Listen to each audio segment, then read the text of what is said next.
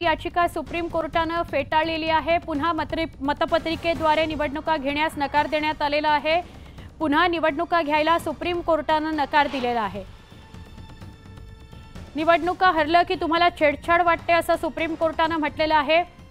Doctor K.A.. Paul यांनी जनहित याचिका केलेली होती। न्यायमूर्ती विक्रम नाथ, न्यायमूर्ती वराळे यांच्या खंडपीठाने आदेश दिलेले आहेत आणि ही याचिका निकाली काढलेली आहे। ईव्हीएमला विरोध करणारी याचिका पूर्णपणे सुप्रीम कोर्टाने फेटाळली आहे। मोठी बातमी आहे, पुन्हा मतपत्रिकेद्वारे निवडणुका घ्यायला नकार देण्यात आलेला आहे। निवडणुका द्यायला पुन्हा घ्यायला नकार दिला गेलाय या खंडपीठाकडून। निवडणुका हरलं की तुम्हाला काहीतरी ईव्हीएम मध्ये घोटाळा आहे असं वाटतं, हे योग्य नाही असं सुप्रीम कोर्ट म्हणतंय। कोर्टाने जरी कितीही सांगितलं तरी सगळ्या व्हीव्हीपॅटची मोजणी झाली पाहिजे